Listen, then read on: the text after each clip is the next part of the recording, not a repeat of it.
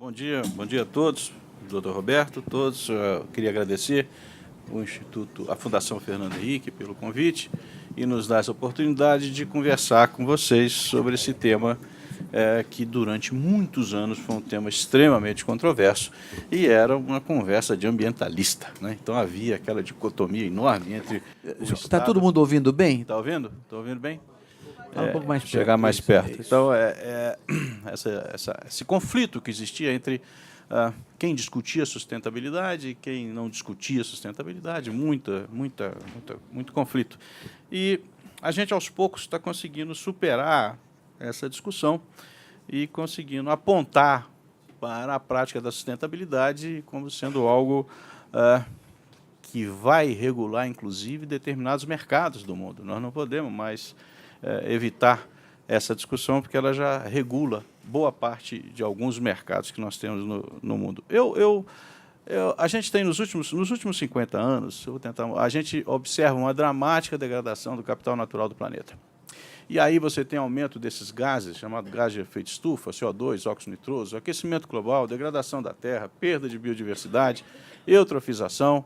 E eu acho que aí houve nesse trabalho, na época não era tão forte assim, mas em 2009 eu tiraria a extração de água e colocaria logo no segundo plano.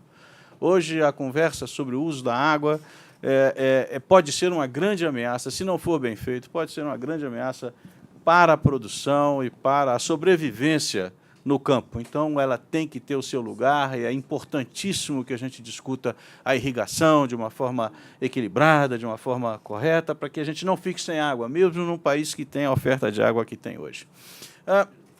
O que é isso de sustentabilidade? Como é que é isso? Por que a gente está falando nisso? Isso começou desde o dia que o homem começou a trabalhar com agricultura. Vem da pré-história, a vegetação era um obstáculo a ser transposto. Tinha que tirar a vegetação para produzir alimento. Na segunda Revolução Industrial, o desenvolvimento tecnológico foi o responsável por melhoria e crescimento econômico. Ou seja, onde há poluição, há dinheiro. Hoje onde não tem poluição, há dinheiro. Hoje nós estamos invertendo um pouco esse negócio. O atrativo hoje é um atrativo mais limpo, tanto é que discute-se muito isso. Como é que as indústrias vão poluir menos, como é que a gente avança nessa coisa. Então, a gente não pode mais deixar de discutir essas coisas. A sociedade de consumo tem um aumento de demanda e é essencial para o aumento da produção. Foi dito aqui, vamos chegar a 9,5 bilhões de habitantes, e essa coisa tem que ser vista de uma maneira equilibrada. Pós-guerra, transformações socioculturais provocam as primeiras reações, como é que fica isso, como é que vai ser a produção. E a gente chega em dados que são interessantes. Durante a Segunda Guerra Mundial, os Estados Unidos tinham alimento estocado para suportar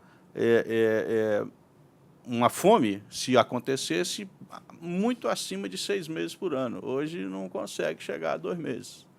Então, a gente tem alguma coisa aí, uma discussão sobre estoques reguladores, nós vamos começar a ver isso e falar sobre, principalmente, sobre essa sustentação da alimentação no mundo. Alguns marcos importantes. Em 1962, a Primavera Silenciosa fala sobre o uso indiscriminado de defensivos agrícolas. Começou a se discutir isso. Como é que era isso? Isso vai ser danoso, não vai? Como é que a gente melhora isso? Independente de qualquer tipo de julgamento, isso provocou uma melhoria enorme nos produtos químicos que foram colocados no avanço e no controle de doenças. A primeira 72, primeira Conferência Mundial do Homem e Meio Ambiente, a ONU fomenta o debate. A coisa começa a tomar um caráter mundial. Em 72, o Clube de Roma indica o relatório dos limites de crescimento. Lembrem do primeiro slide que eu passei, os limites do planeta. Em 72, o Clube de Roma começa a discutir isso com a equipe do MIT, chefiada pela Dana Meadows, né? O futuro, qual era o foco? Desenvolvimento da humanidade, energia, poluição, saneamento, saúde, ambiente, tecnologia e crescimento populacional. Esse era o foco. E está aí até hoje, discutindo essas coisas. Sai o relatório Brundtland, da Comissão Mundial de Meio Ambiente, e sai a primeira citação do conceito de desenvolvimento sustentável. Isso é de 87. Isso não começou agora. Eu lembro que, em 2007, a gente recebeu um convite da ABAG para abrir o congresso da ABAG com um plano, um programa. Eu estava morrendo de medo, porque falar de mudança climática no meio da... Né? E o tema era agricultura e sustentabilidade. E depois que a gente começou a discutir, mostrando a importância daquele tema, acabou com agricultura e sustentabilidade. Opa, avançou, estamos avançando. 92 vem a Rio e a Eco 92, aparece então a Agenda 21 e a Conferência de Quioto, mostrando a necessidade de reduzir a emissão desses gases, e agora o mundo inteiro está trabalhando com esses Objetivos do Desenvolvimento Sustentável, as ODS. Está todo mundo trabalhando com essa coisa. São 17 objetivos, capitaneados pela Agenda 2030, e nós vamos falar aqui hoje de 3. É o Fome Zero e Agricultura Sustentável, ação contra a mudança global do clima pela agricultura, o que nós podemos fazer, e o modelo de consumo que nós temos hoje. Como é que a gente pode criar propostas dentro da cátedra de maneira que a gente consiga alinhar com esses objetivos do desenvolvimento sustentável. Ora, é inevitável falar nisso, né? Morrer de fome é o mais amargo dos destinos, né? Isso é uma coisa absurda. Então, hoje nós estamos vivendo essa situação no mundo, é preciso aumentar a produção agrícola, mas é preciso também discutir a distribuição dos alimentos. Sexta-feira nós estávamos lá na aula magna da FGV, do FGV Agro, e foi dito que o consumo das populações pobres é em torno de 200 quilos de alimento por ano, e os mais ricos, 800. Então, nós estamos aí num desequilíbrio muito grande. Nós temos um problema de produção de alimentos, mas nós temos um problema de distribuição de alimentos também, que precisa ser discutido. E são esses os pontos do globo que nós temos mais problema. A África subsaariana, a Ásia Ocidental. Qual é a causa disso? Clima e guerra. O Roberto colocou isso muito bem. Se não tiver comida, vai ter guerra. Então, nós temos que dar um jeito de reduzir o clima. A gente vai ter que dar um jeito de consertar isso que está aí, porque senão nós vamos ter problemas muito sérios. Esse é um mapa aqui, está um pouco desatualizado, mas é muito usado, é um mapa usado pela FAO, mostrando como é que será a produção de alimento no ano 2050. E ele coloca o Brasil ali como um país que vai ter uma deficiência na produção de alimentos. É aí que eu fico bem, vamos dizer, esperançoso com essas discussões que nós estamos tendo hoje no Brasil. Seria assim se nos últimos 10 anos não fosse incorporado na discussão do agronegócio e da agricultura brasileira certas práticas, boas práticas, práticas sustentáveis, onde você consegue driblar o problema ou reduzir a influência, principalmente dos problemas climáticos, que na Fiesp hoje é apresentado como 34% das preocupações dos agricultores. 34%. Quando a gente começou a falar nisso, era 0%. Então, nós estamos falando de 34%. Está todo mundo preocupado com isso. Então, esse mapa está mudando. Esse mapa está mudando e o Brasil vai ter uma posição, já está tendo uma posição muito importante nessa oferta. Eu espero que, dentro dos próximos anos, a gente comece a pintar isso aí de verde, para chegar numa situação boa. Como é que a gente vai tentar intensificar a nossa discussão da cátedra no que diz respeito à sustentabilidade? Nós vamos ter que trabalhar muito com a intensificação da produção, já intensificar isso, inovação tecnológica, mercado verde, pagamento por serviços ambientais. É impressionante hoje essa coisa, fala-se demais nisso, mas a gente não consegue precificar. E nós estamos limpando a atmosfera, e a agricultura tem um papel importantíssimo nisso, e isso traz sustentabilidade ao seu programa e à sua produção. Nós temos que trabalhar nisso, começar a botar preço. Eu espero que a discussão do pagamento de serviço ambiental para a agricultura seja tão forte quanto foi a do Código Florestal, ou mais forte ainda, porque ele traz renda ao agricultor.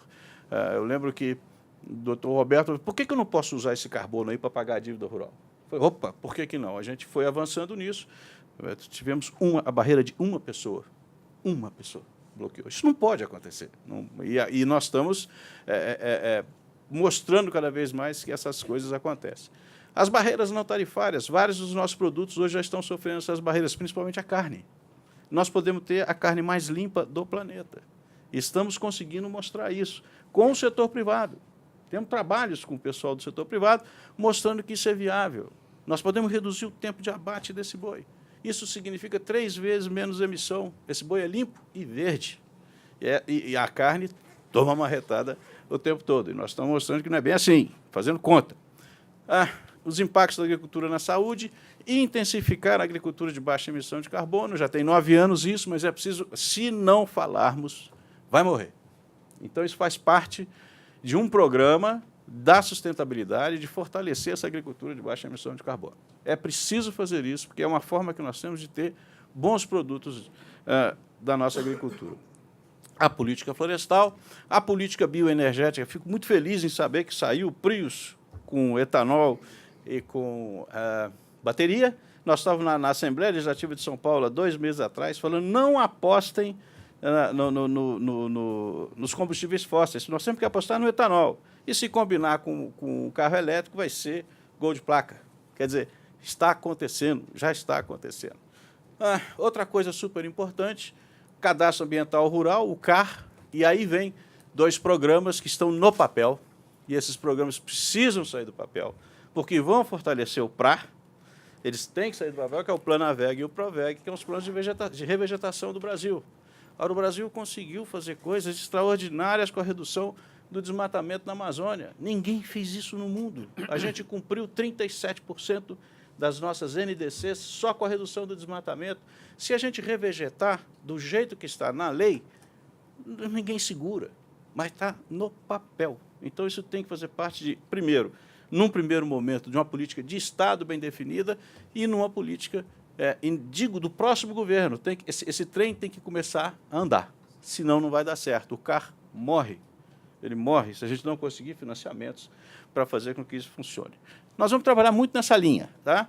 Isso aqui eu vou passar. O problema hoje que nós temos é esse. Nós temos aí uma emissão muito forte de gás de efeito estufa, do CO2. Essa coisa está crescendo rapidamente e nós temos aí hoje próximo de 400 partes por milhão e já ultrapassou 400 partes por milhão. O perigo é chegar a 450. Esse é o perigo. Se as coisas continuarem acontecendo como estão, a gente chega em 2030 nisso. E aí vamos chegar naquele 2 graus que todo mundo tem medo. Então, nós temos que trabalhar intensamente nessa redução de emissões. Eu vou mostrar para vocês como é que a agricultura e como é que os programas sustentáveis chegam lá. Isso é o que se espera do Brasil, aumento de temperatura em vários pontos, promovendo, certamente, em alguns casos, a redução da produtividade. Como é que a gente aborda o problema? Eu peguei 3 biomas, a Amazônia, o Cerrado e o Semiárido. Todos eles têm que estar calcados em sistemas de produção integrados, porque eles são sustentáveis. Nós temos que buscar a redução de emissão desses gases com aumento de produtividade, isso é sustentável. Redução de importação de fertilizantes. Hoje, um bom indicador da agricultura brasileira é a quantidade de fertilizante que nós usamos.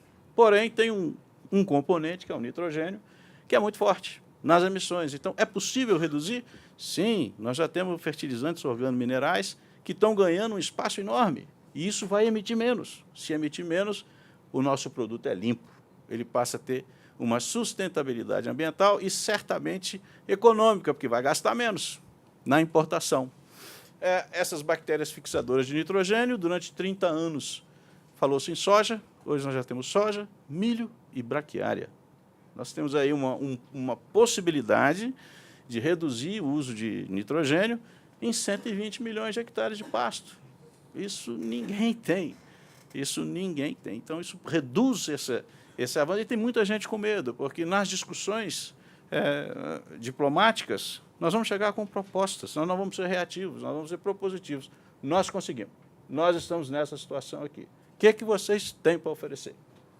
Numa agricultura que funciona 12 meses por ano. Aqui é a Amazônia, a situação é essa, toda aquela área vermelha ali, a área que foi desmatada. É possível produzir? Sim. Se vocês pegarem a situação, dados oficiais do governo brasileiro, pasto com solo exposto, pasto limpo, pasto sujo, regeneração, nós temos ali em torno de 27 milhões de hectares que precisam ser utilizados de uma maneira ou de outra. Tem que ser utilizado, não podemos abandonar isso. Qual é a proposta? Vamos sentar e conversar. Se você tem, de um lado, os grupos ambientalistas que são contra, e do outro, os grupos mais produtivistas que são a favor, tem que sentar e conversar. Minha origem é libanesa, a paz você faz com o inimigo, não é com o amigo. Então, se os amigos ficarem conversando, não vai dar certo. Tem que sentar e conversar e ver como é que faz isso. Não foi assim que saiu a moratória da soja? Então, nós temos que sentar e conversar e ver que tipo de sistema de produção que nós podemos botar nesses 27 milhões de hectares da Amazônia. O que significa isso? Por exemplo, você intensificou a pecuária e o desmatamento caiu. Então, a pecuária que está desmatando a Amazônia. Vamos olhar isso com calma. Vamos olhar isso com muita calma. Esse número é muito impressionante. que mostra que você praticamente dobrou a produção de carne na Amazônia com redução do desmatamento. Vamos discutir? Vamos ver os prós e os contras? Vamos ver se a gente consegue chegar nesses 27 milhões de hectares com essa mesma proposta?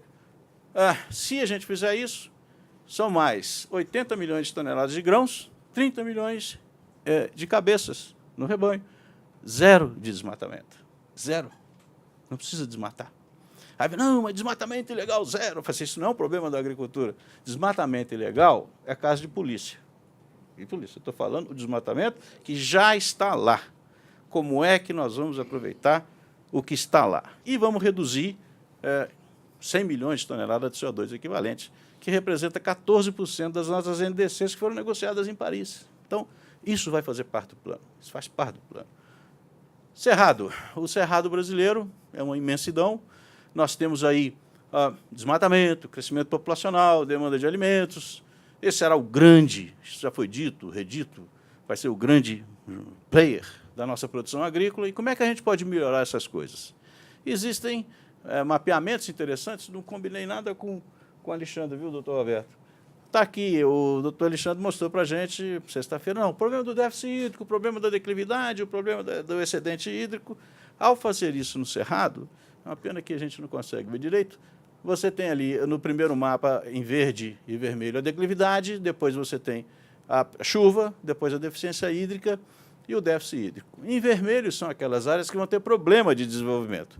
Mas se eu cruzar isso com os pastos, eu chego a 60 milhões de hectares que eu vou converter em situações ótimas de produção. Eu converto isso. E já está lá. Você tem aí uma quantidade muito grande, que chega quase próximo de 40 milhões de hectares, que estão em processo de degradação. Vamos trabalhar com o sistema integrado e manter pasto, fibra e carne? A gente consegue melhorar essas coisas. Olha a imensidão disso. A gente pode chegar a 120 milhões de toneladas de alimento. Vai começar a ter problema de onde é que vai pôr. Mas a gente começa a ter essas opções. E isso é sustentável, porque nós estamos convertendo coisa ruim em coisa boa, com técnicas que são sacramentadas em termos de produção. São boas práticas agrícolas, é o que nós estamos defendendo. Nordeste, eu fico muito impressionado que quando a gente discute sustentabilidade, a gente discute mudança climática, e se discute a intensificação agrícola, a gente esquece que tem Nordeste no Brasil. Isso é uma coisa que me incomoda. Eu estou falando de 25 milhões de pessoas que estão naquela faixa marrom ali, que são 1.482 municípios que estão no foco do semiárido. Qual é a proposta do governo? Programas, ou qual é a proposta do Estado? São programas assistencialistas, são programas produtivistas? É possível fazer alguma coisa? Claro que é. A gente já tem aqui, por exemplo, como é que distribui o mandacaru, o xique-xique, o facheiro? Isso tem preço, isso tem mercado. A catingueira, jurema, angico, isso tem preço. As fruteiras como umbuzeiro, juazeiro, marizeiro, quixabeira. O secretário deve conhecer isso melhor do que eu, mas nós temos situações aqui, angico, aroeira, baraúna, isso vale muito dinheiro. E, principalmente, na biodiversidade, aqueles genes tolerantes. Já são naturalmente tolerantes a alta temperatura e deficiência hídrica. Será que eu não tenho que fazer uma prospecção nesses genes aí? Incentivar a pesquisa para prospectar esses genes, para eu achar qual é a expressão gênica dessas plantas que permitem aguentar a temperatura alta e deficiência hídrica. Imagina isso no milho, numa soja. A gente supera de longe os problemas que a gente teria. Isso é sustentável. Isso dá um jogo enorme. Se vocês pegarem 10 graus de latitude até 20 de latitude, façam um cinturão em torno do globo, só o Brasil tem esses genes, ninguém mais tem. Só nós temos essa solução. Isso é um excelente negócio que pode ser investido nas nossas discussões sobre sustentabilidade. Eu não quero isso mais para o Nordeste, eu quero isso. Essa situação aqui é que a gente vê nos sistemas que não são sustentáveis, mas essa aqui, com sistemas integrados, elas estão ocorrendo. Elas estão ocorrendo, tem que dar escala a essas coisas.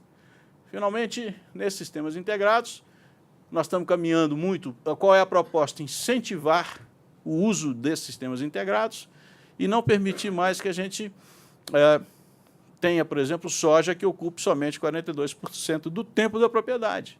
Eu quero soja, o milho 50%. Soja e milho dá 80% do tempo da propriedade. Os outros 20% estão emitindo. Quando eu boto soja, milho e pecuária, vai para 92% do tempo. Eu mantenho água, estou tendo produção agrícola, estou tendo proteína animal. É preciso, isso é a base da agricultura ABC. Isso não pode morrer. Nós temos que incentivar essas práticas, né? Vamos andar mais para frente. Essa é a dinâmica desses gases, que a gente vai tocar muito. O papel da braquiária nesse acúmulo de matéria orgânica e produção no cerrado é uma coisa fantástica, que a gente já vê há muito tempo. Incentivar esse tipo de prática, partir para esse tipo de proposta de produção. Aqui um pouco o cerrado, quais seriam os alvos, Cerrado e Amazônia, os alvos que deveriam ser incentivados para o uso dessa produção e modificação dessa estrutura. O que é que eu ganho com isso? Eu preciso de 1/6 da área para ter a mesma produção que eu tenho hoje. Energia, eu preciso de 60%. As emissões diminuem em 55%. A água, eu preciso de 20% da água. E os resíduos sólidos, eu tenho uma geração desse lixo que pode sair dali de 58%, e o custo total da produção diminui 54%. Eu acho que isso aí tem nome. Eu acho que chama sustentabilidade. É esse caminho que a gente quer perseguir, tá? Buscando com os sistemas que a gente tem hoje. Mas o que a agropecuária ganha com isso? Isso é difícil? É difícil. Precisa ter transferência de tecnologia? Muita.